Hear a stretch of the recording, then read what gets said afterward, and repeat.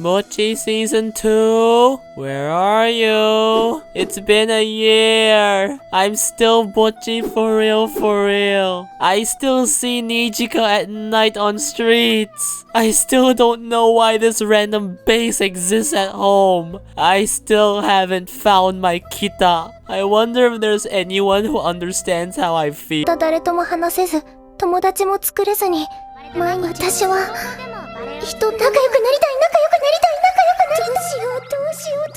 A new season of anime means a new plethora of shows to exist, and a new mountain of anime means a new mountain of me fanboying over Yuri. Seriously, you'd think I'd actually have character development after a year, but no, I can't even learn how to stop screaming about how I'm some high school guitar girl with no friends. Hoshiku's the Telepath was an anime that I wrote off as, wow, very cute art, until I saw this. Then...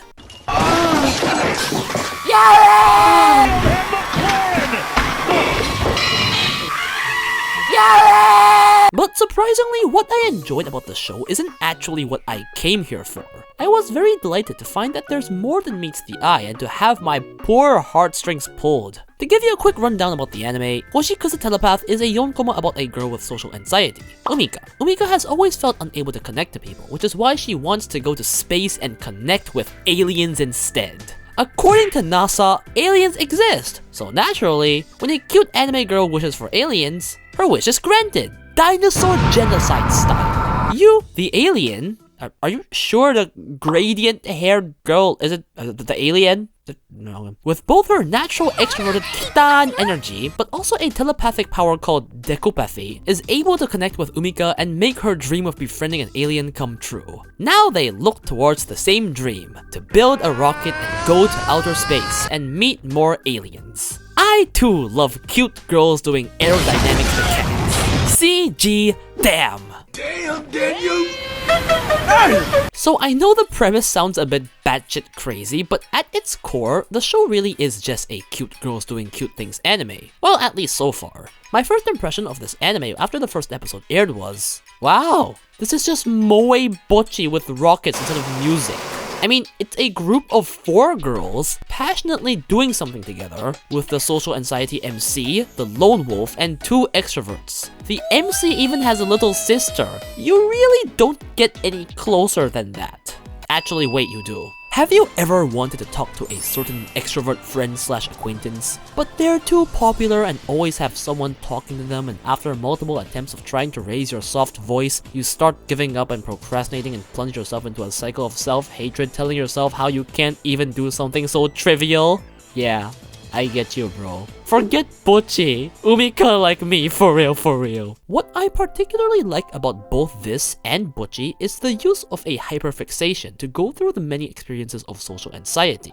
Both anime have a very strong focus on the struggles of a cute girl with social anxiety who can't seem to talk to people or fit in, and have both found a coping mechanism. One became a YouTuber, and the other is trying to find aliens. I think I'm the less delusional one.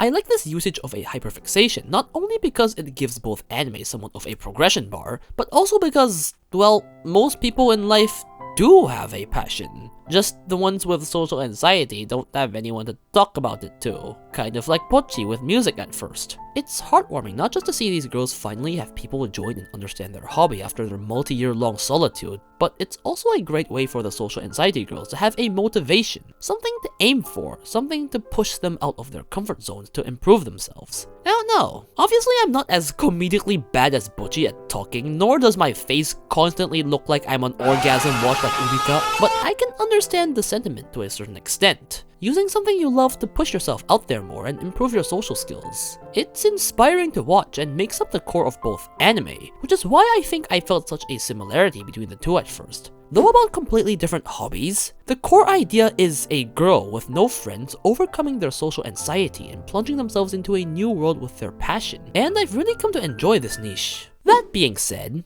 as the episodes went on, I did feel that the similarities to Bocchi started to fade away and I started to enjoy Hoshikuzu in its own way. The first difference that I immediately noticed was that people were actually mean to Umika. Welcome to society, Umika. Enjoy a hell worse than solitude. humans. The anime hasn't gone super deep into it, but Umika seemed to have genuinely faced bullying and mean comments for her social anxiety, whereas Bocchi just kinda holds herself in, and we've never actually seen people say mean things on screen, just her beautiful, and I mean beautiful, imagination. While Bocchi portrayed social anxiety with a combination of eldritch horrors and Picasso art, not that there isn't plentiful of comedy, but Hoshikudzu takes a somewhat more grounded approach, with a few dramatic scenes showing how much Umika belittles herself and how she even thinks her presence can be a bother. The one scene that really stood out to me was this scene at the end of episode 3, where Umika feels comfortable enough around Yu and Haruno to directly expose her vulnerabilities and speak her feelings honestly with them.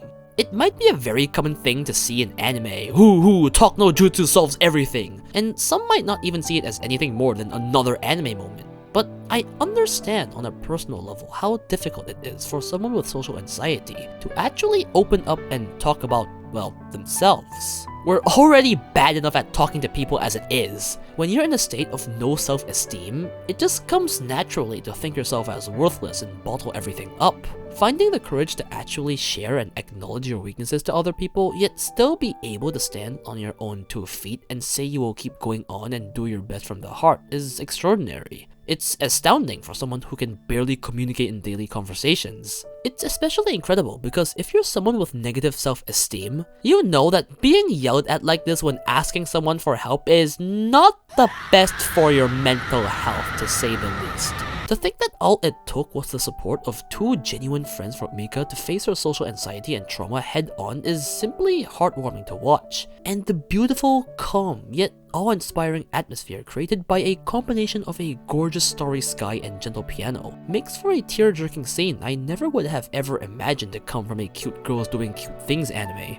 It's the same kind of beauty I felt when watching the running scene in A Place Further Than the Universe. An atmosphere that shows and leaves you with that heart-gripping feeling of, let's do something. If we have a passion, let's do it. We can go anywhere we want. In our solitude, we always say, I'm like Umika, for real for real. But what we really should be saying is, I wish I was like Umika, for real for real. Speaking of that starry sky and piano, I think that is exactly what distinguishes it from so many other anime. For a relatively small anime, the art is drop-dead gorgeous and the moe style fits amazingly, especially for the Yonkoma styled comedy. Yet when push comes to shove, every single serious scene with that goddamn main piano theme just invokes some motivation in me I didn't know I had. Oh, I'm so motivated. Oh, I'm so motivated! It's such a simple, inoffensive tale about a girl making friends, yet tackles said girl facing her social anxiety in such a wholesome and inspiring way that tingles the heart in unexplainable ways, with its amazing presentation in 16 different directions. For the studio that could barely draw faces right last time, good on you, bro. You learned. Hoshikudzu Telepath isn't for everyone. I will admit that much. It's like a combination of the moe comedy of Machikado Mazoku, the motivation of A Place Further Than the Universe, and the social anxiety freakouts of Bocchi. If you're someone who finds watching people do mundane things a snooze fest, or an extrovert who finds these creatures called social anxiety people alien, then yeah, what the hell are you doing here? Jujutsu Kaisen is still airing, bro. But as an introvert who has trouble communicating sometimes, the true beauty of this show really lies in the small things. Making a plastic bottle rocket using water and air pressure may seem like a child's game, yet is still an important baby step for a rocket scientist. After all, Rome wasn't built in a day, Newton didn't invent gravity in an hour, and anime isn't drawn in a minute.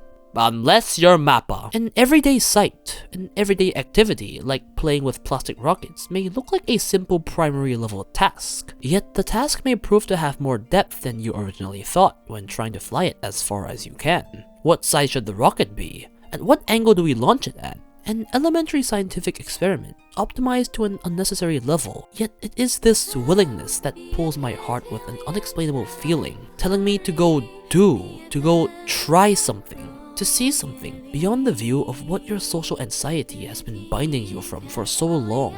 The magical feeling of having a group of friends passionately do something, passionately chase something, no matter how mundane or infinite the road may seem, is what gives birth to this miraculous sensation. A special feeling that cannot be replaced. A perfect visual representation of why the journey is what truly matters. Because while words may not mean anything without action, sometimes words are what you need to hear to push yourself to action.